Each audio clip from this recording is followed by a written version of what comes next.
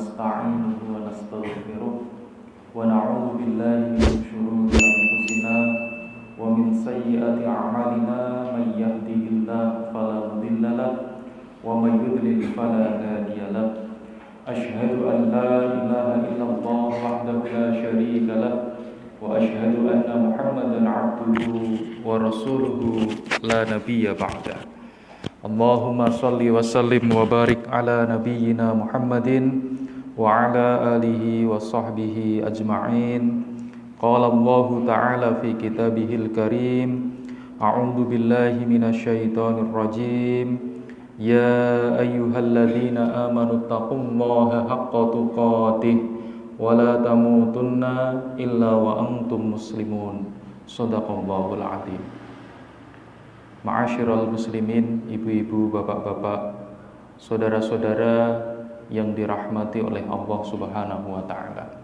Sehat Bapak Ibu nggih? Alhamdulillah. Sehat atau sehat walafiat? Sehat walafiat. Karena ternyata makna sehat dan afiat ini berbeda. Sehat itu berfungsinya organ tubuh kita dengan baik. Jadi kalau kita katakan mata kita sehat, oh berarti mata saya bisa saya gunakan melihat dengan baik, dengan jelas. Tangan saya sehat, oh berarti tangan saya bisa saya gunakan untuk melakukan aktivitas dengan baik. Kaki saya sehat, oh berarti kaki saya masih bisa menopang tubuh saya untuk berjalan. Nah, kalau afiat itu adalah berfungsinya organ tubuh kita sesuai dengan ketentuan dari Allah Subhanahu wa ta'ala.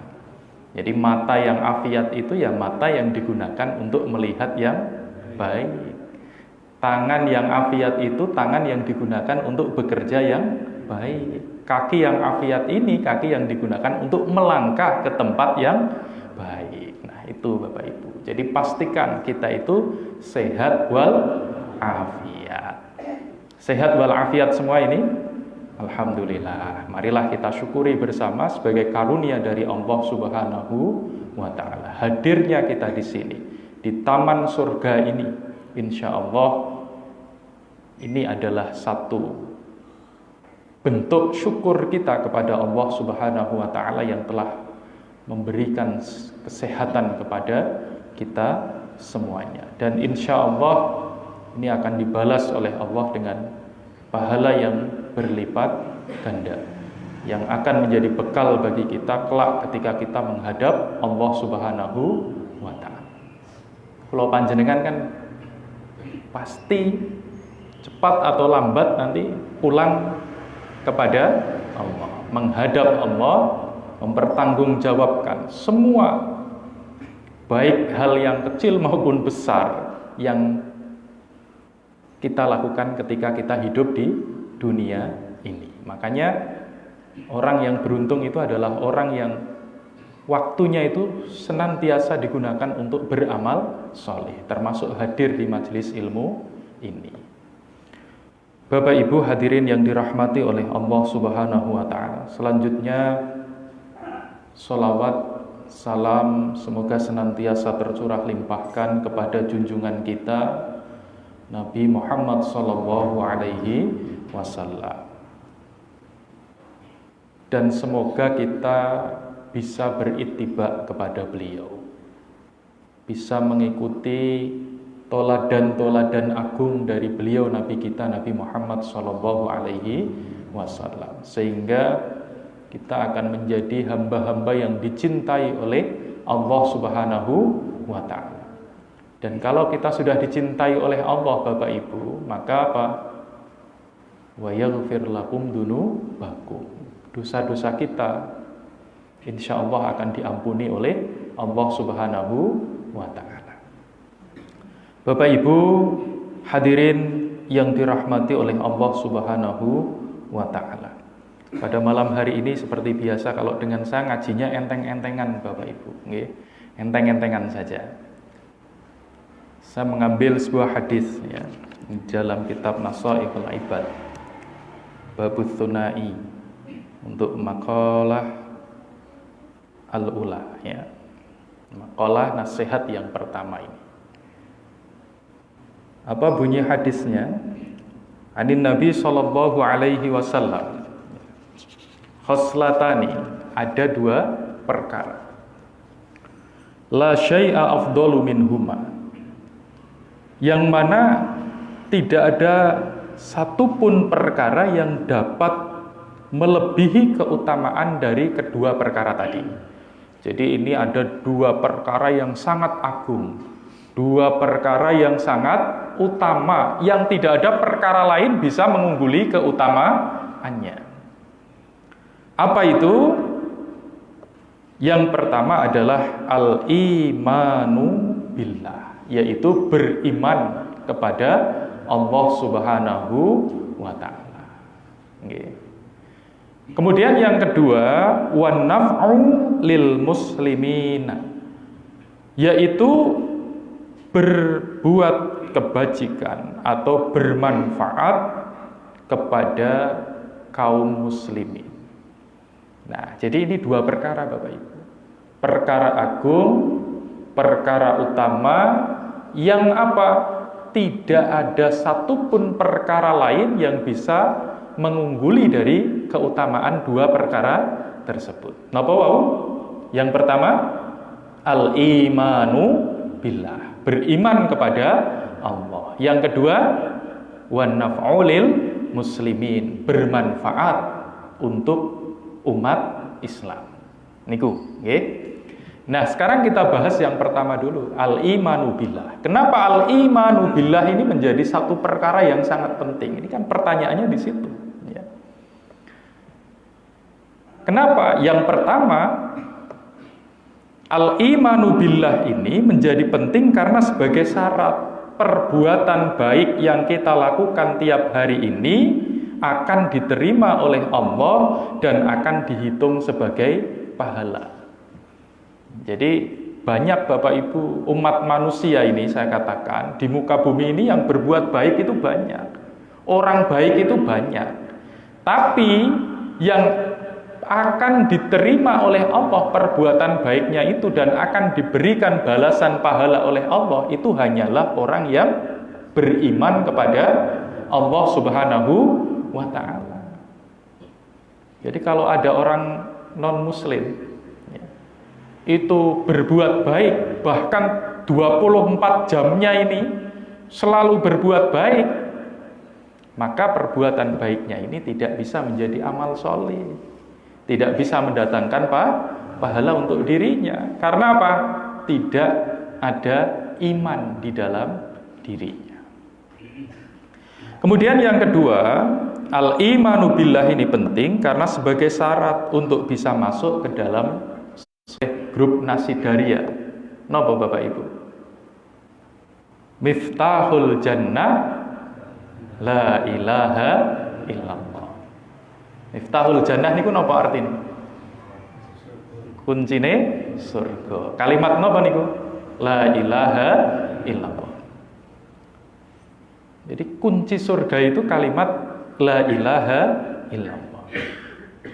Nah, ini tentunya didasarkan dari sebuah hadis. Rasulullah Shallallahu Alaihi Wasallam bersabda, "Man kana akhiru kalamihi la ilaha illallah dakhalal jannah." Barang siapa yang ucapan terakhirnya, napa? La ilaha illallah. La ilaha illallah niki kalimat tauhid Bapak Ibu. Kalimat iman, nggih. La ilaha illallah niki kalimat tauhid, kalimat iman. Maka ketika dia itu tidak hanya sekedar mengucap pastinya, tapi dalam setiap aktivitas hidupnya itu ya, dilandasi dengan kalimat tauhid tadi, dengan kalimat iman tadi yang la ilaha illallah tadi, maka dia akan dakhalal jannah, masuk ke dalam surga. Makanya al-imanu billah ini penting karena sebagai syarat untuk bisa masuk ke dalam surga. Itu.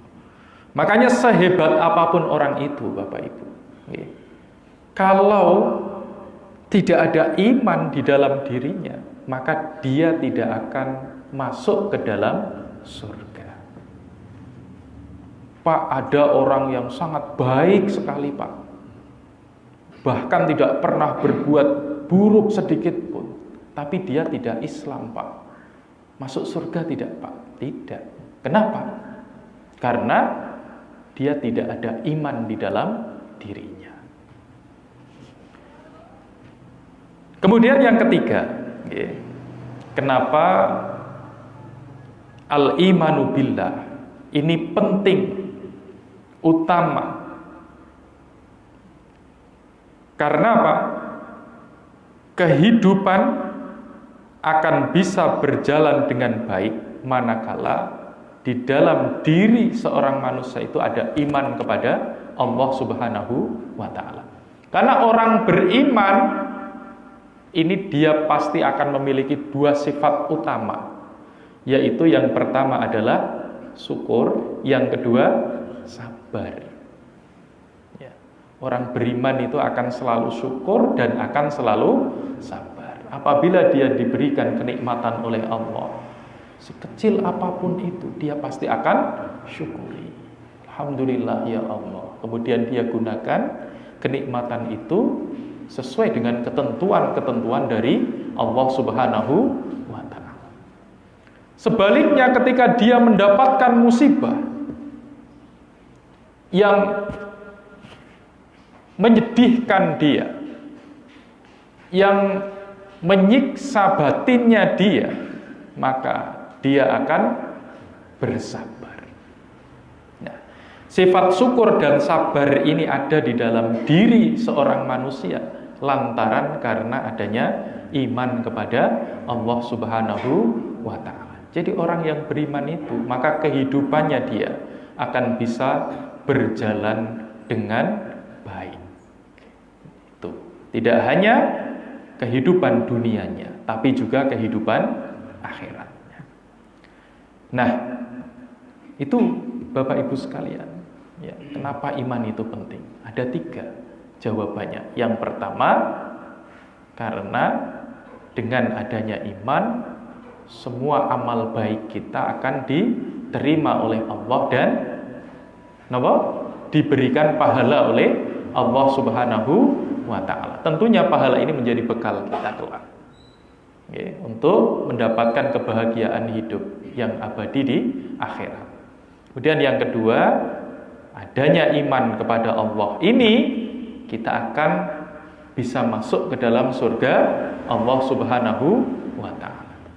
Di dalam Al-Quran, surah Al-Baqarah ayat 25, wa basyiril ladzina amanu wa amilus solihati anna lahum jannatin tajri min tahtihal anhar.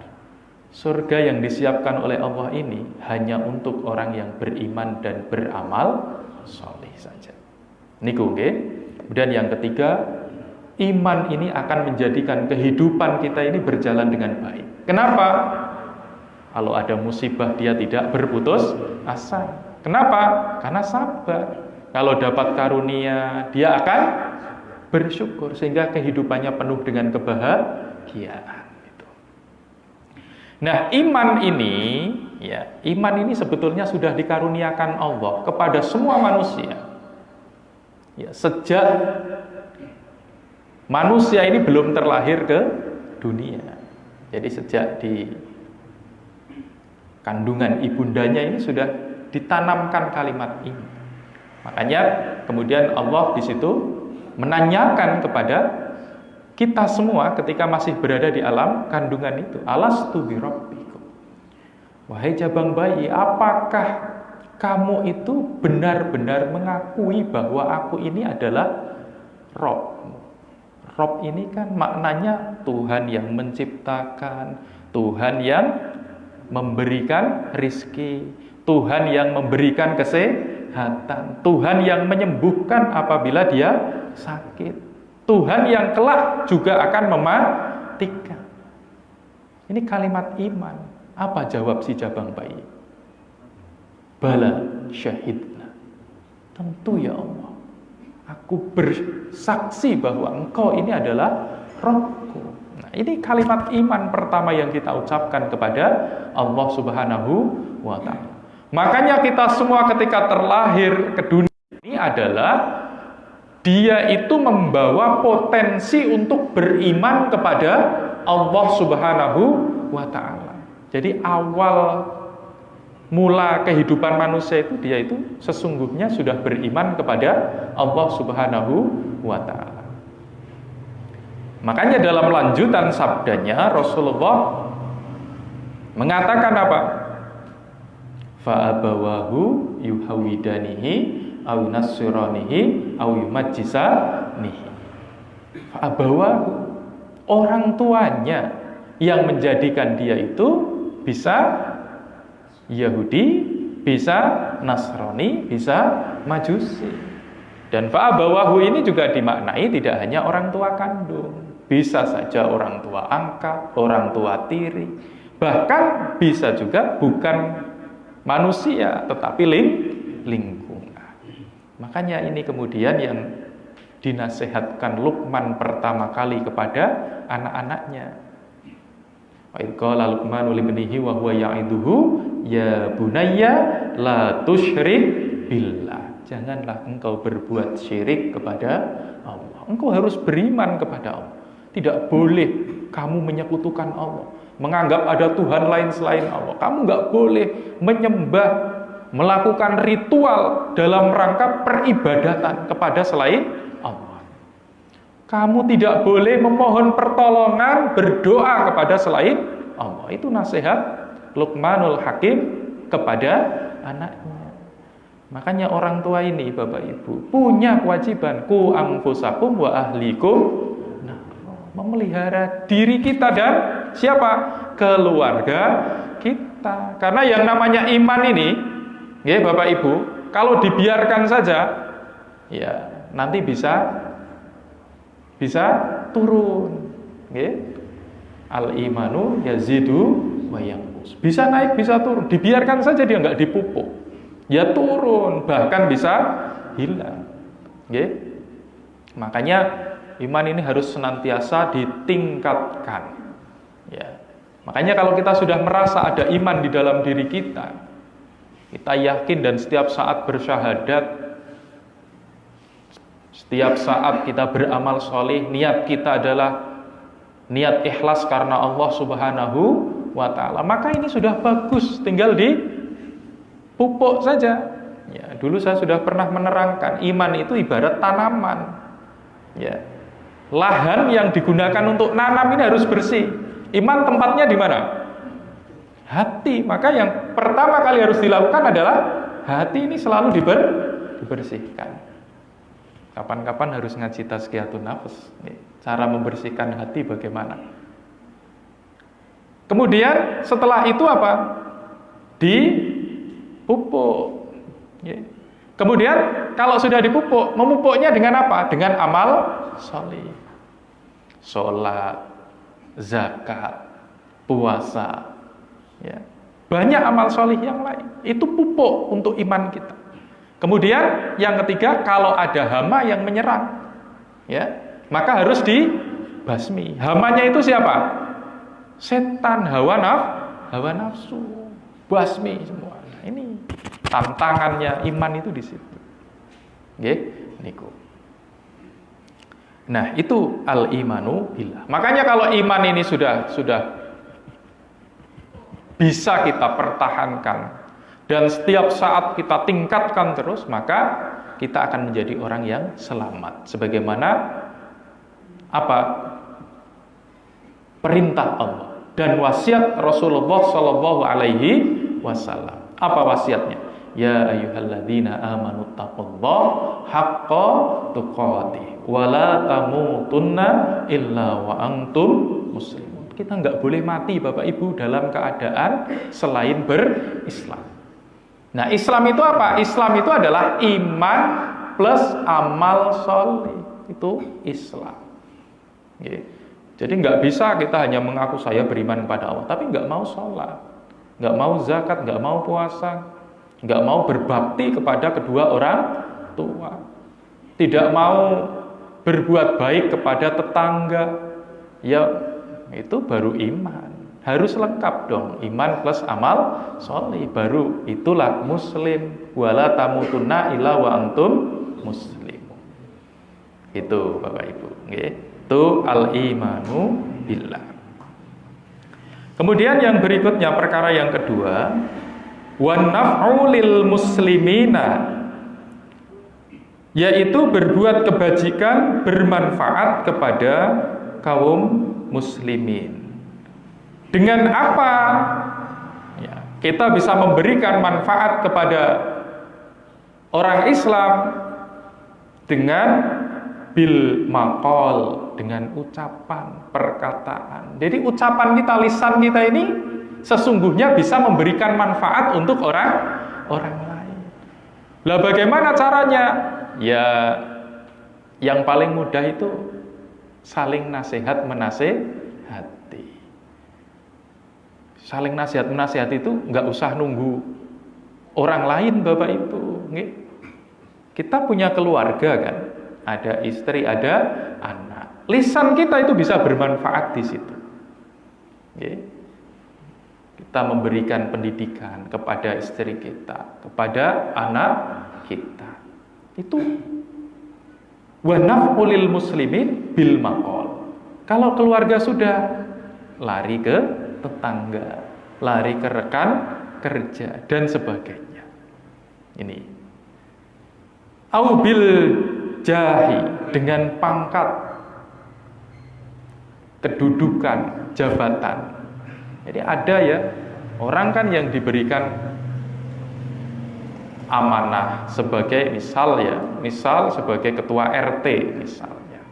Nah, bagaimana orang tersebut bisa memanfaatkan kedudukannya, jabatannya, amanahnya itu supaya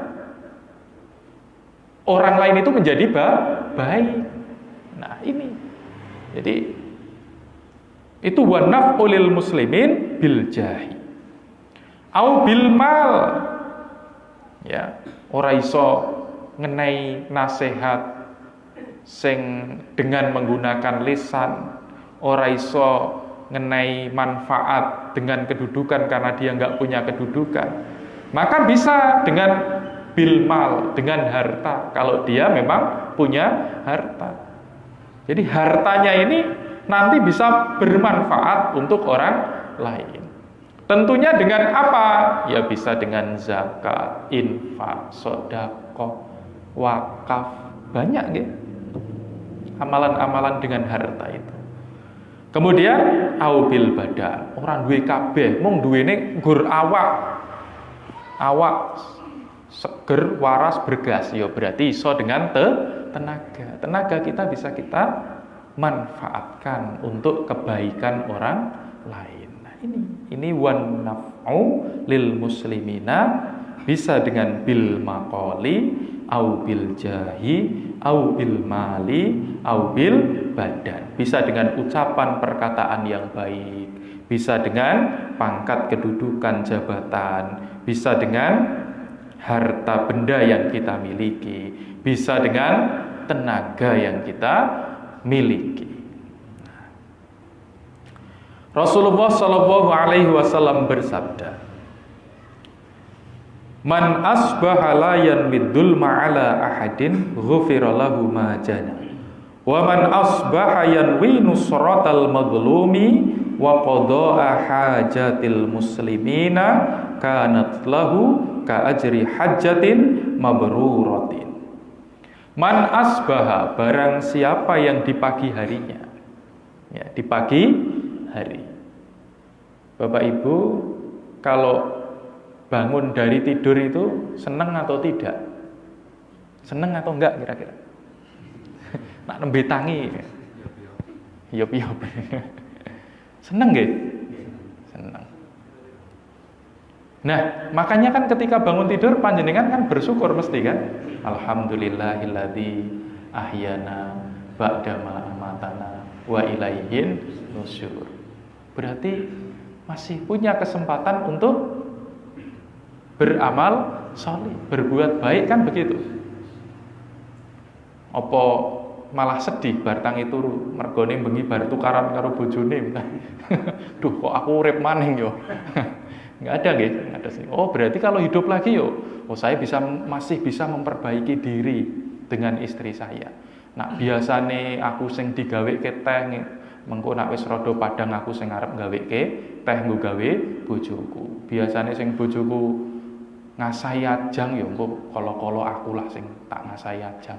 Nah, kuwi engko bakale dadi harmonis lagi. Nah, jadi masih ada kesempatan untuk berbuat baik. Makanya kita bersyukur itu. Nah, Bapak Ibu sekalian, jadi ketika di pagi hari itu kita apa tadi? La yanwidul ma'ala ahadin. Jadi tidak punya niat untuk berbuat dolim atau aniaya kepada seseorang. Jadi kita bangun pagi ini, kita itu nggak punya niat untuk berbuat dolim kepada seseorang, tidak mau menyakiti orang lain, tidak mau mengambil haknya orang lain, tidak mau berbuat yang tidak baik kepada rekan kerja, kepada atasan, kepada anak buah. Itu kan berarti dia tidak punya niat untuk berbuat aniaya atau berbuat dolim kepada seseorang. Jadi nggak punya niat sama sekali itu. Ya, jadi niatnya itu baik. Oh, saya ini bangun tidur, insya Allah saya mau sholat subuh berjamaah. Habis itu kalau ada taklim saya tak ikut. Kalau nggak ada saya tadarus di rumah. Setelah tadarus, wah saya mau membantu istri, misalnya mengerjakan pekerjaan rumah, nyuci baju, nyuci piring. Nyuci baju, nyuci piring itu tugasnya siapa Bapak Ibu? Tugasnya siapa? Laki-laki kata Pak Iman. Tugasnya sinten Bapak Ibu? Ngumbai klambi karo ngasahi ajang niku. Istri nopo suami? Pembantu. Tugas bersama gitu. Karena tidak ada dalil yang menyebutkan itu tugasnya siapa. Jadi tugas bersama, saling bantu membantu. Nak perlu digawe jadwal Bapak Ibu. Digawe jadwal, Senin Bapak, Selasa Ibu. Gitu. Nanti kalau tidak mengerjakan Bapak ya didenda kan gitu.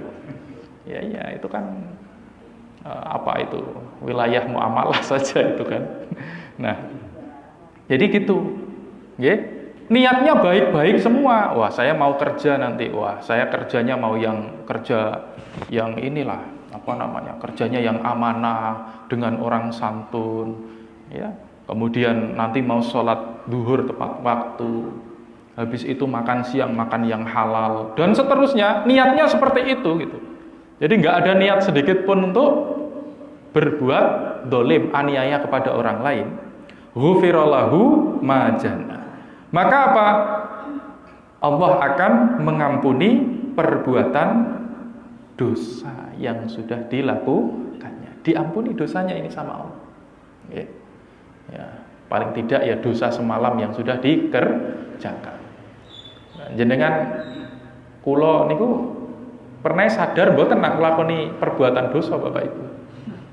Kadang mboten sadar nggih. Jadi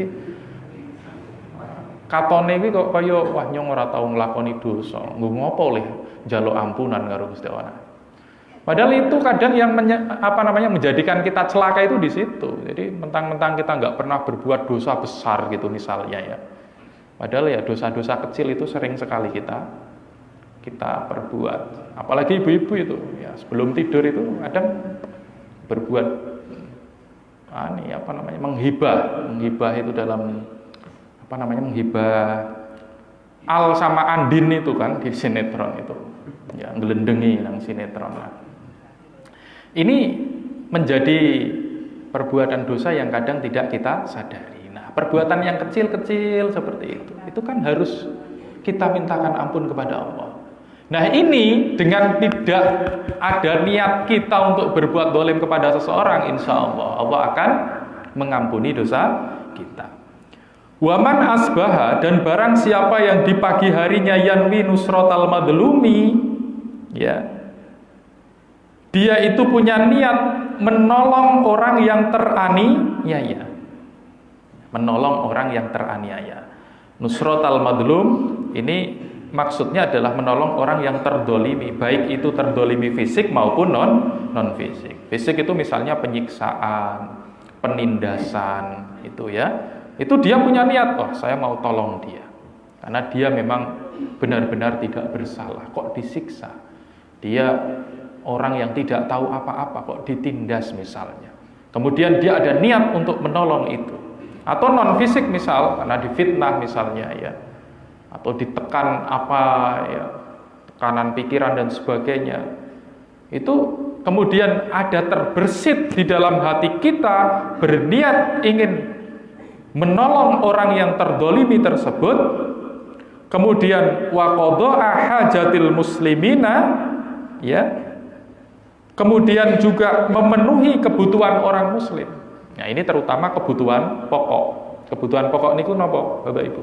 Papan, pangan, sandang. Papan niku omah. Nggih. Dia memenuhi kebutuhan rumah, ya, misalnya ada seseorang yang rumahnya ini sudah tidak layak huni, kemudian dia terbersit pikiran, ya Allah, saya punya sedikit kelebihan harta atau kelebihan tenaga atau apapun itu, kemudian dia punya niat akan menolong, memperbaiki, itu misalnya itu untuk yang papan. Demikian juga pangan misal, ya, wah kayak kok koyo kangelan nak nggo gawe tuku beras, yo iki kudu tak rewangi nggo gawe tuku beras, yo ngrewangi iki kan ora kudu penuh ya, memberi berapa. Ini maka dia itu apa? Kanat selahu ka ajri hajjatin mabruratin. Maka ia akan mendapatkan pahala yang besar sebagaimana pahalanya haji mabrur. Nah, haji mabrur ini kan pahala yang sangat besar. Bahkan apa? Tidak ada balasan untuk haji mabrur melainkan surga. Nah, ini pahala yang sangat besar. Makanya Bapak Ibu sekalian, kalau bangun pagi itu coba ya kita tata niat kita. Jangan sampailah kita itu punya niat yang jelek. Niat kita yang baik-baik saja. Ya, niat apa tadi? Menolong orang lain, memenuhi kebutuhan orang lain, terutama orang Islam ini. Maka dengan seperti itu kita akan mendapat ampunan dari Allah, plus kita akan mendapatkan pahala yang sangat besar dari Allah Subhanahu wa taala seperti pahalanya haji mabrur. Nah, kemudian Rasulullah Shallallahu alaihi wasallam juga bersabda, "Ahabbul ibadi ilallahi ta'ala anfa'un nas linnas wa afdalul a'mali idkhalus sururi ala qalbil mu'min yatrudu anhu ju'an wa yakshifu anhu karban aw yaqdi lahu dainan." Nah, ini ahabbul ibadi ilallahi ta'ala, orang-orang yang paling dicintai oleh Allah Subhanahu wa ta'ala. Jadi seorang hamba yang dicintai oleh Allah itu adalah hamba yang anfa'un nas linnas, yaitu dia itu orang yang paling berguna, bermanfaat bagi sesamanya. Nah, bermanfaat ini maksudnya ya dia itu mau melayani orang lain tadi ya. Dia mau membantu orang lain. Dia mau mewakafkan tenaganya, hartanya, kedudukannya untuk kebaikan orang lain. Itu namanya anfa'un nas linnas. Nah, untuk bisa anfa'un nas linnas ini supaya menjadi hamba yang dicintai oleh Allah, maka dia harus melakukan amalan-amalan utama. Apa? Disebutkan di dalam hadis ini, wa afdalul a'mali, ya.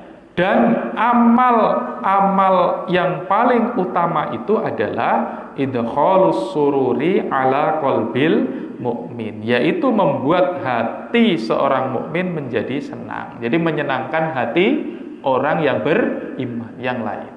Nah itu. Jadi menggembirakan, nah bahasanya gitu, nggih. Menggembirakan orang lain, gawe bungah atine wong liya. Itu afdholul a'mal. Amal yang utama. Nah, caranya bagaimana? Bisa dengan yatrudu anhu ju'an, yaitu menghilangkan rasa lapar orang lain.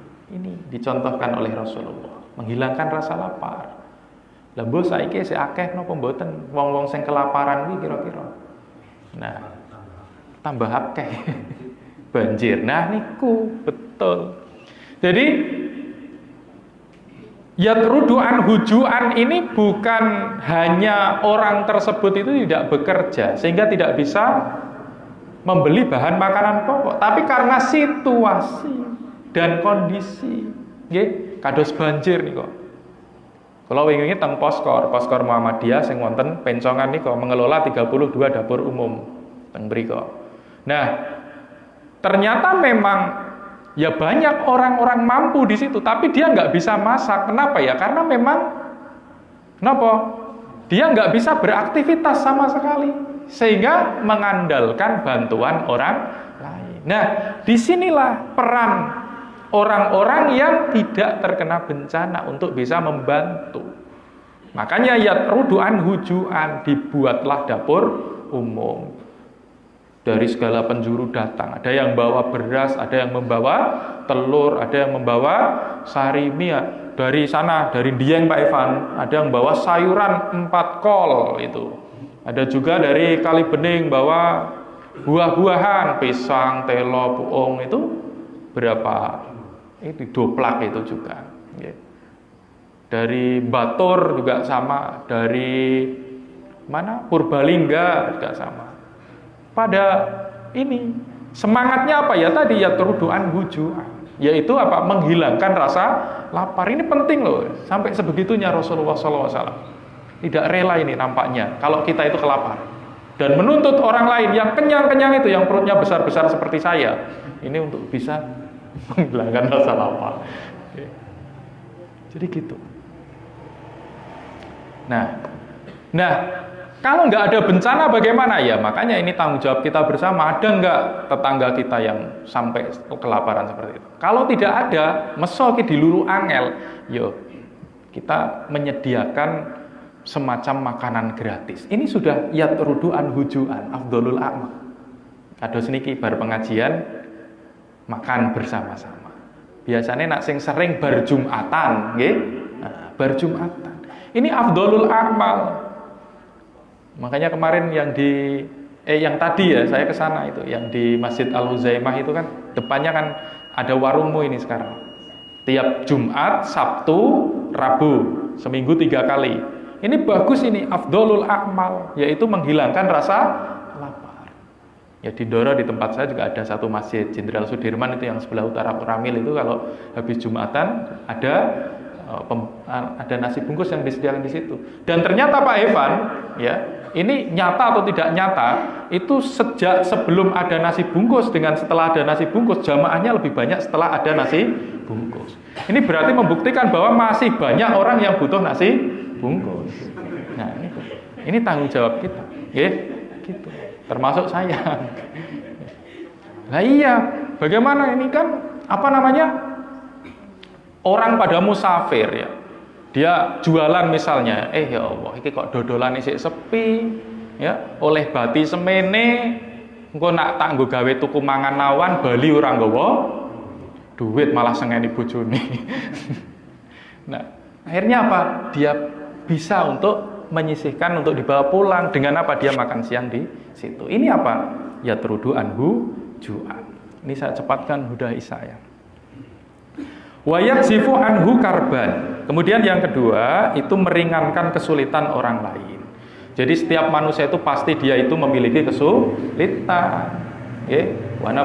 Wa lanabluwannakum bisyai'in minal khaufi wal ju'i wa naqsi minal amwali wal anfusi wath thamar.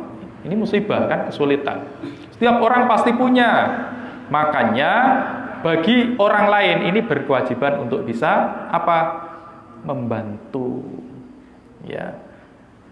Man nafasa an mu'minin kurbatan min kurabid dunya nafasallaha anhu kurbatan min kurabi yaumil qiyamah. Barang siapa yang memudahkan kesulitan seorang mukmin dari kesulitan-kesulitan dunianya, maka Allah akan mudahkan baginya ketika dia menghadapi kesulitan di akhirat.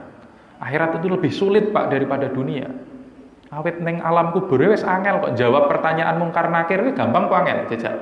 Ana sing wis tahu durung. Angel Pak ternyata. Yo nang donya gampang ke pelajaran kelas 1 SD. Siapa Tuhanmu? Allah. Siapa Nabimu Muhammad? Tapi jajal neng alam akhirat yo kula panjenengan dereng nglakoni kabeh. Tapi jarine angel jarine. Jarine sapa ya jarine dalil. Niku. Makanya apa? Ya, urusan akhirat ini akan dimudahkan oleh Allah manakala kita sering memudahkan urusan orang lain ketika hidup di dunia ini. Nggih, niku Bapak Ibu. Aja gawe angel wong. Wis urip angel, nambahi angel. Nggih. Gawe gampang wae gampang, ngurus apa gampangke wis kok kuwi gampang. Oh, mahasiswaku, Pak iki priye tugase, Pak? Wis gampang. Nilainya Pak gampang. Itu menggampangkan urusan orang lain. Yang penting ya sesuai dengan aturan. Ora usah gawe angel. Apa nak gawe angel kuwi kan katon gagah kan ora. Malah justru akan simpati orang lain ketika kita bisa membuat mudah. Yasir wala tu'a. Mudahkanlah, jangan buat sulit. Gitu. Kemudian yang berikutnya auyaqdilahu daina, yaitu melunasi hutang. Orang yang punya hutang untuk kebutuhan pokoknya. Lah nek utang mobil ngrewangi nglunasi ora. Utang tapi sing nggo gawe tuku beras, nggo gawe nyekolahke anak. Mulane ini peran lembaga amil zakat infak itu di situ. Jadi lasis kuwi jangan hanya mengumpulkan saja tapi harus benar-benar menyalurkan.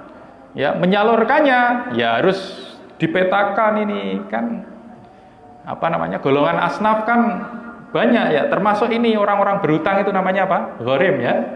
Nah, berhutang itu tidak hanya hutang kepada toko, tapi juga banyak hutang yang sama sekolahan loh ya. Anak wis 3 tahun ora tahu bayar SPP kan hutang harus sekolahan. Nah, ini juga harus ya, kadang ya perlu inilah sismu ngecek ke sekolahan. Ya, siapa saja yang tunggakannya banyak ini gitu. Atau kita kalau punya kelebihan harta kalau cek ke sekolahan ya. Sopo iki tanggoku sing lunasi. Nah, itu berarti apa? Dia afdholul a'mal, yaqdi lahu daina. Nah, itu Bapak Ibu sekalian, nggih. Jadi itu bagian dari wan naf'ul muslimin. Nah, wa khoslatani dan 2 perkara ini la syai'a ahbatu minhuma, yang tidak ada perkara lain yang dapat melebihi kejahatannya. Ini sebagai kebalikan dari 2 perkara utama tadi adalah yang pertama asyirku billah, berbuat syirik kepada Allah, menyekutukan Allah. Ini hati-hati Bapak Ibu nggih. Menyekutukan Allah itu tidak hanya seperti kita nyembah patung, itu enggak, tapi yang justru malah sering dilakukan oleh orang-orang beriman itu adalah dia menyembah Allah tapi juga menyembah yang lain. Ini hati-hati di situ.